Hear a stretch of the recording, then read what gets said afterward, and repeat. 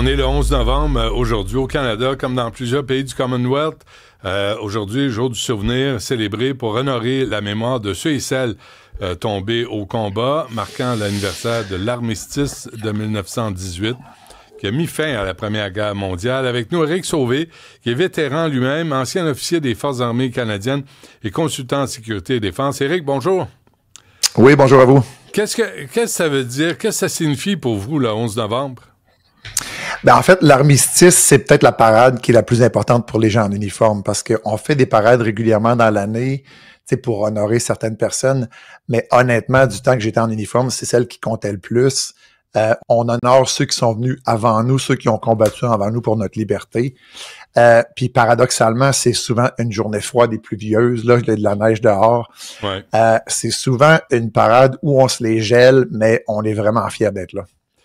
Avez-vous l'impression, Éric, que le 11 novembre, plutôt, on célèbre surtout les vétérans de la Première, Deuxième Guerre mondiale, puis on oublie les autres, parce qu'on se dit les deux guerres mondiales, c'était des guerres légitimes, les autres, peut-être des enjeux politiques. C'est certain que ça a commencé comme ça. T'sais, moi, je suis rentré en 92, puis il y avait encore beaucoup de vétérans de Deuxième Guerre mondiale, il y avait la Corée, mais de plus en plus, ces gens-là, tu sais, il en reste beaucoup moins. Puis on a passé à célébrer les missions de maintien de la paix, l'Afghanistan, la Bosnie aussi. Fait qu'il y a un transfert qui se fait. Puis je vous dirais, c'est difficile pour moi de me considérer comme un vétéran parce que justement, quand j'étais jeune, les vétérans, tu sais, étaient plus vieux. Il y avait des vieux bérets, ils avaient fait la Deuxième Guerre mondiale. Mais il y a une génération quand même de 2001 à 2014 qui s'est déployée en Afghanistan, qui a fait le combat, puis qui mérite d'être appelé vétéran. Contre les talibans. Contre les talibans, exactement, ouais. Oui. Il y a pas, avez-vous remarqué, Éric, sur Netflix, par exemple, là, ou toutes les plateformes, là, il y a beaucoup de films là, sur Hitler, les nazis, le combat. Ouais. C'est important de s'en souvenir. Il n'y en a pas ben pour démontrer à quel point les talibans sont des islamo-fascistes, à quel point ils ont repris le contrôle de l'Afghanistan. Les femmes et les filles n'ont aucun droit. Mais si on veut pas le dire, là, on veut pas en faire de séries comme on en a fait sur la Deuxième Guerre mondiale. Mais ce qui arrive, c'est qu'il y a plus de films américains sur l'Irak aussi, parce qu'il y en a quand même pas mal des films sur l'Irak, tu sais, de 2003 jusqu'à les dernières années. L'Afghanistan, il y en a moins eu parce que les Américains avaient une présence moins importante. C'était une mission de l'OTAN. Les Américains étaient là, mais c'était un commandement multinational. Tandis qu'en Irak, c'était vraiment, on appelait ça le Coalition of the Willing, mais c'était vraiment mené par les Américains. Oui.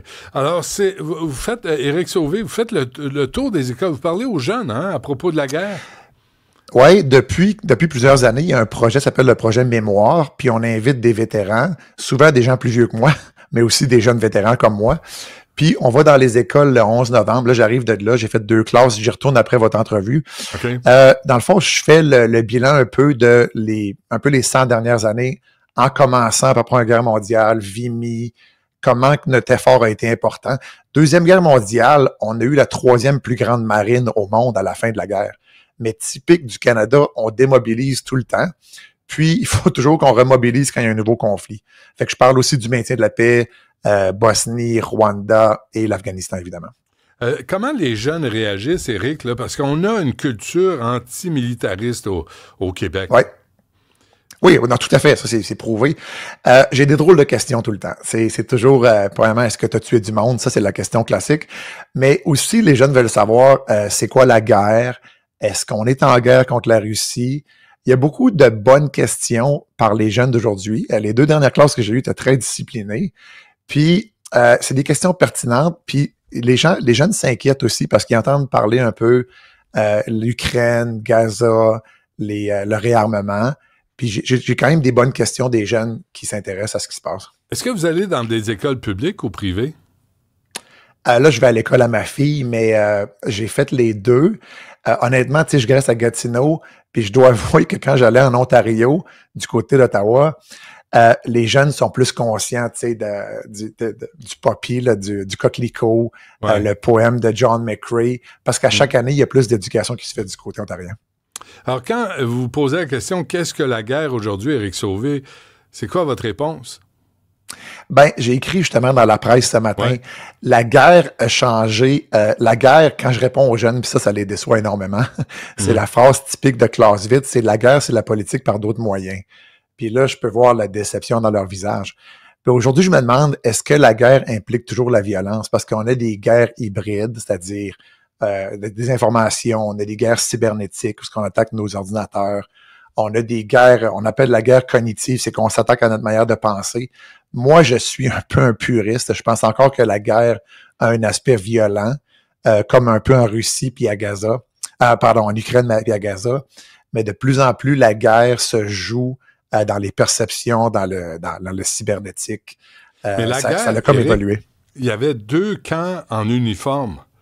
Là, aujourd'hui, souvent, il y a un camp en uniforme, puis il y en a d'autres, c'est des terroristes, des milices, des mercenaires. La ligne n'est plus pareille. La ligne morale n'est plus pareille. On a des narcotrafiquants dans les eaux territoriales.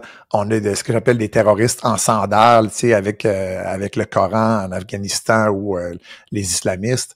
C'est vraiment différent. Puis avant, on déclarait la guerre. Dernière déclaration de guerre, je pense, c'est 1941, après Pearl Harbor. De nos jours, on se fait la guerre, puis il n'y a plus nécessairement de but avoué. Puis comme la guerre contre le terrorisme, comment est-ce qu'on gagne ça, tu sais? Le terrorisme, c'est une tactique, je veux dire.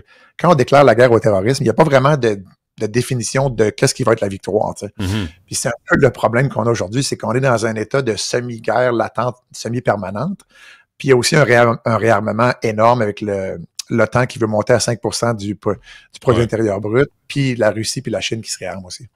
OK, 2-3 affaires. Je voulais avoir votre opinion là-dessus. Justement, vous avez fait référence à l'OTAN puis Donald Trump qui demande à l'Occident de se réarmer, de mettre 5% du PIB.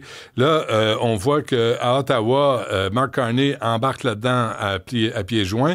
Hier, la relance économique annoncée par François Legault, l'industrie militaire, tout à coup, là, n'est plus tabou. On veut... M. Legault a soumis à Ottawa, au fédéral, une liste de 9 projets d'investissement en défense. On parle de 11 milliards de dollars. On veut notre part du gâteau. On a moins de problèmes à parler de l'industrie militaire, là. Ah, M. Éric Sauvé, il est gelé. Bon, il n'est pas là. On va le rappeler. Il y a quelques sujets aussi là, sur lesquels on veut revenir. Est-ce qu'on le rappelle ou... Oui, parfait. Il y a écoutez, avec le budget, là, l'industrie militaire, là, ça va faire de la job. Et moi, je me souviens d'une époque où on voulait pas, si on achetait des REER, on voulait pas... on faisait le choix de ne pas investir dans l'industrie militaire. Et là, Éric, juste pour conclure, c'est le Québec veut sa part du gâteau de l'industrie militaire. Bien, tout le monde veut sa part du gâteau, mais le Québec est en train d'investir, puis on crée des pôles d'innovation technologique. Il y en a un qui se crée à Saint-Jean-sur-Richelieu en ce moment assez important. Puis Gatineau a déclaré la même chose aussi, parce qu'on voit la manne, les industries voient la manne. Puis qu'est-ce qu'ils font, c'est qu'on appelle ça la technologie à double usage, c'est que il y a des usages civils qui peuvent se transférer assez bien dans le militaire. Fait qu'il y a beaucoup de compagnies qui ont de l'intérêt pour ça. OK. L'autre affaire, là, vous avez vu le coquelicot interdit dans les cours de la Nouvelle-Écosse. Et là, à travers le Canada, il y a des juges qui refusent que les gens se présentent à la cour avec un coquelicot. Comment vous trouvez ça, vous? Ouais, ça, je trouve ça scandaleux parce que le coquelicot ne représente pas un côté militariste. C'est juste de honorer les gens qui sont passés avant nous. Il y a des gens qui ont servi leur pays, il y a des gens qui ont été conscrits, qui ont été forcés d'y aller aussi. Puis c'est juste montrer notre respect envers ces gens-là.